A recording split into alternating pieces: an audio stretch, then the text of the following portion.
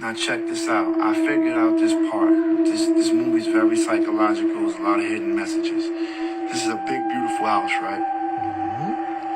Now read the name on the door. The door, it says Thorns, right? Thorns. The glass is broken.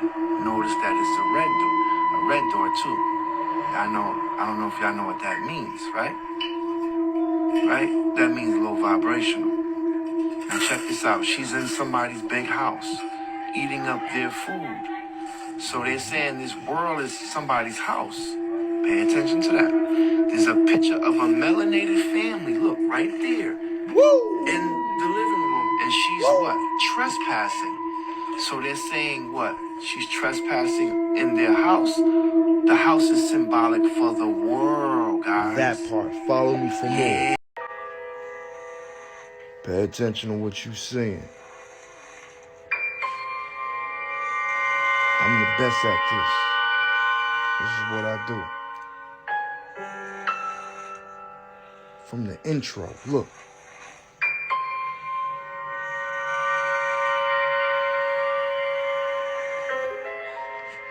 Intro. Pay attention to that red light right there. It's a planet. It's a planet Nibiru. You hear me? You hear me? Yeah. Ain't nobody else gonna tell you because they don't know. Facts. I know. Facts. Excuse the snoring. That's my daughter. She's sleeping.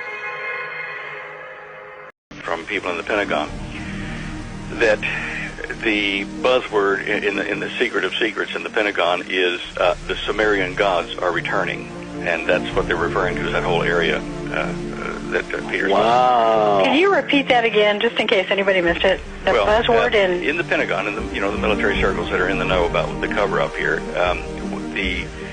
they kind of in whisper tones talk about the return of the Sumerian gods. And they're talking about the what we would call aliens or fallen angels returning into the Middle East, into Old Sumer area. The Anunnaki. At that time, I didn't know. What do you think we now? have been in touch with the Anunnaki. Okay. And are you aware of the Clark McClelland sort of testimony that talks about, this very, very tall spaceman do you remember that? Mm-hmm. So that was an Anunnaki, right? Say again? That was an Anunnaki. That was supposedly Clark McClelland always said that he saw this very large, tall being instructing a couple of our astronauts on television screen. Mm-hmm. That was.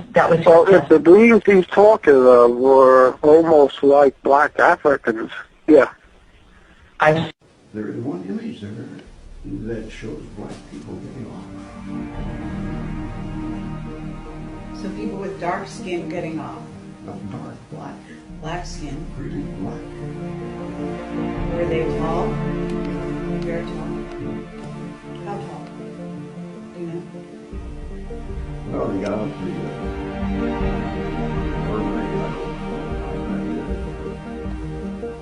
Well, what? They say 7 feet.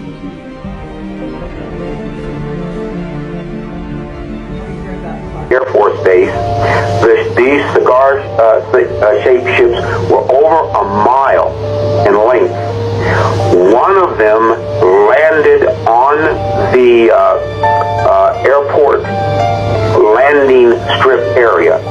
When it touched the ground, it created an earthquake like about a 3.5 to 4.0. It terrified everybody in the area.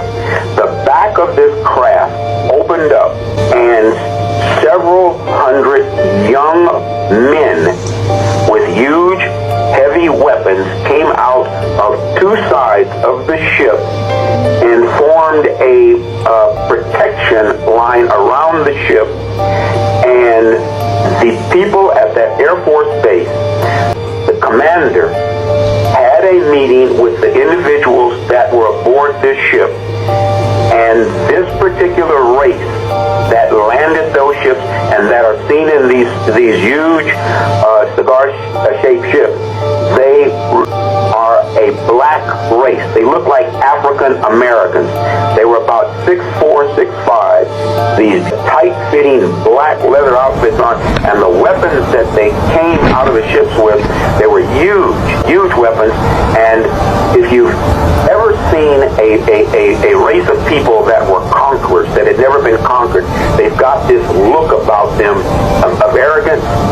That's exactly what these extraterrestrials had, and they informed these people at this American Air Force base that not only were they from a militaristic society, but they had controlled a large portion of the galaxy that we live in.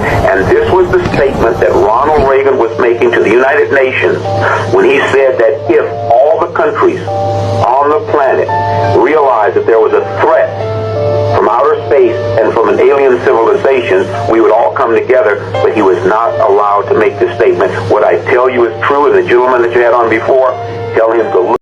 Have you guys heard that we may not have a 2024 presidential election? Now this video is for entertainment purposes only. Now this guy right here is Colonel Douglas McGregor, alright? Listen to what he has to say. The US military official has blown the whistle on how banks across America are about to close down, and the 2024 presidential election is going to be cancelled. According to Colonel Douglas McGregor, the public need to know that there will be a sudden closure of all major banks in the US, orchestrated by the elites, which will last for up to 3 weeks. Colonel McGregor also revealed that the 2024 election will be cancelled due to martial law being imposed by the Biden regime. You're absolutely right. I don't think we'll ever get to the 2024 election. I think things are going to implode in Washington before then. I think our economic financial condition is fragile. It's going to come home to roost in ugly ways. I will tell you, I don't know exactly how it will happen. I think we're going to end up in a situation where we find out the banks are closed for 2 or 3 weeks and nobody can get into them. You think so? I think we're going to run into something like that, yeah. I also think that the levels of violence and criminality in our cities is so high that it's going to spill over into other places in society. People that normally think they can live remote from the problem are now beginning to be touched by the problem. Then I look at this thing in Ukraine. I think Ukraine is going to lose catastrophically. It's going to be a complete collapse. And that, too, is going to have an effect here at home because people are going to say, well, wait a minute. Everybody told us Ukraine was winning. Everybody told us X, Y, and Z. I mean, sort of the Russian hoax on steroids. All of those things are going to come together or converge in some way that's going to prevent us from reaching, the status quo. Oh, another election. Oh, another set of campaigns and so forth. You see, I've heard this before, but again, this is all speculation. But this is coming from a U.S. colonel, military colonel, so I would think he would have some idea. And I'm not gonna lie, everybody has been having this feeling that things are coming to an end anyways, y'all. Yeah, I know how we had an eclipse yesterday, right? Yeah, watch this. Do y'all see that? Those are 3 objects. Those are 3 objects. This is another view. Watch this. 3 objects.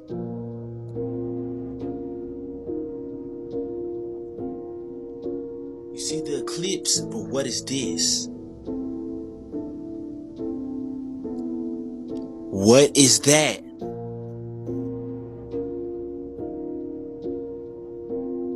Y'all called us crazy when we said we had 2 suns, right? So can y'all explain what we're looking at now? Nibiru is in the sky. The second sun is here. That's why the Christ consciousness is the way that it is right now. This is nothing but a confirmation from everything that we've been saying. Not only that, this shift is finna happen. The poles is shifting. The vibration is shifting. Oh yeah, it's the end of. These are real pictures from the Rothschild's surreal ball in 1972. They are arguably the richest family to ever exist. Check out the full video breaking down the creepy things they did at this ball and how they took over the world's money supply in my bio. In Arizona? This is in Arizona. And this really rich guy, he's a, what is it? He's a Rothschild. A Rothschild. He bought this town of Felicity and named it after his wife, Felicity. Wait, is this real? Who we think we ran into. Can we make sure that this is real? We visited it. They offer tours of this place. Oh, we did a tour. They tried to get us in the center of the pyramid, in the center of the thing, put our foot in the middle, save this thing and make a wish and then sign a contract. And I was like, and we were like, I'm not doing that. And she was like, well, it's the only part of the tour you have to do. And they go to do the tour. And that's when we said, we don't want to do the tour anymore. We're going to leave. And she was pissed. And then they said, she goes, this right here is the center of the world. Was Abraham Lincoln and John F. Kennedy predetermined to live the exact same lives? This might be one of the most insane coincidences in history. So, Lincoln was elected to Congress in 1846 and the presidency in 1860. Kennedy was elected to Congress in 1946 and the presidency in 1960. As we go further in history, they were both tragically assassinated on a Friday by being shot in the back of the head. Furthermore, Andrew Johnson, who succeeded Lincoln, was born in 1808, and Lyndon Johnson, who succeeded Kennedy, was born in 1908. Another strange coincidence is that both their assassins' names are composed of 15 letters. John Wilkes Booth and Lee Harvey Oswald both had 15 letters in their names. Finally, Lincoln was shot in Ford's Theater, and Kennedy was shot while riding in a Lincoln Continental four-door convertible, made by Ford Motor Company. Coincidence or not, what do you think?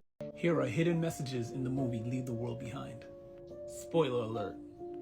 First is the changing artwork. As you can see behind the bed, the waters are calm and still. But as it progresses, it becomes more turbulent. As you can see here, this symbolizes that still waters will be no more in the future to come. Next is this photo, which appears to be like radio waves or signals that changes to this and then eventually looks like this, reinforcing that our signals are going to be interrupted. Then we also have this artwork right here, which is eyes on a painting by a painter named Barthélemy Togo. The same artist also had an exhibition called Craving for Humanity, where his designs speak to the upheavals of the world, such as wars, famine, and abuse of powers. Next is this scene from above, which appears to look like a power button, signifying turn the power off. Next we have this pamphlet, which translates into Death to America, in what appears to be of Islamic origin. To add to that, let's not forget that the author Ruman Alam is Islamic, and Mahershala Ali is also Islamic. And this was done cleverly to show who the message and warning is coming from. Lastly, I'll touch on what was seen while traveling. We see Fort Morse Road and Point Comfort, exit 76. Fort Morse was a free black settlement during slavery.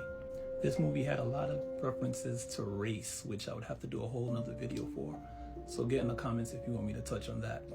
Point Comfort was the irony of them actually leaving the city to come to the island to get out of their comfort zone, and how what's to come is going to also get them out their comfort zone. Exit 76 has to deal with the year the United States was established. The White Line, which also touches on the racial aspects of this movie, was a ship that brought the first African slaves to the colony of Virginia. We see the Huxleys, which is a reference to Aldous Huxley, the author of A Brave New World. And we also have the registration, which is 1222. Some speculate it's predicting a date. Others say it's nothing at all. I'll let you decide. I'll finish this off by explaining the ending, which most people hated. The little girl you just saw was obsessed with Friends and wanted to watch the last episode called The Last One. Not to mention that Matthew Perry used to date Julia Roberts, and he coincidentally passed away on her birthday. So basically, his ending marks her new beginning with this movie, and that is what the ending was all about. The end of the world as we know it, and a new one trying to survive. Once seen, it can't be unseen, and in the land of the blind, the one-eyed man is king.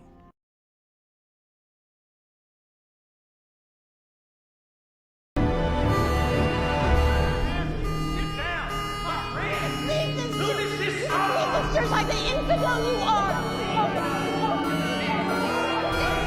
Save you now! You will eat your babies! You will drown in the blood of the Lord! He will not forsake you!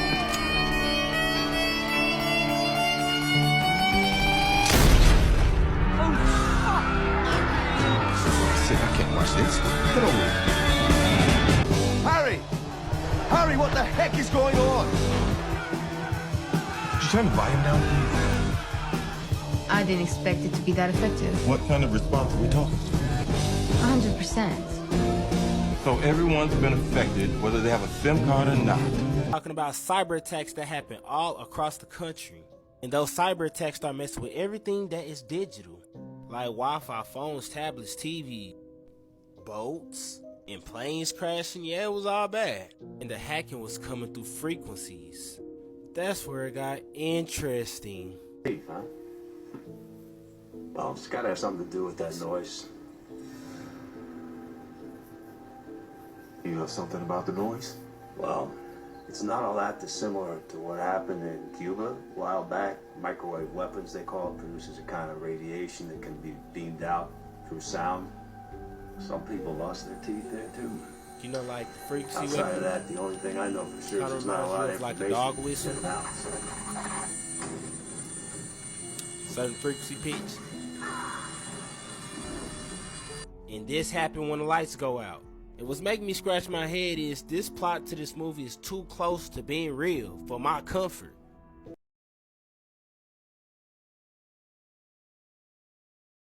Reports from all over the country have been coming in about what appears to be a giant naked man over the continental United States. We now go to Tom Randolph in New York. Tom? Well, the eyes aren't twinkling and the dimples aren't merry, but I'm standing under a nose like a 70-mile cherry. Thank you, Tom. Let's go now to Eric McMahon in Los Angeles. We've got feet here on the West Coast, Bill. Giant feet, even relative to the giant man's size. And you know what they say about that. Well, if the old adage is true, one can only wonder what's going down in the Rocky Mountains.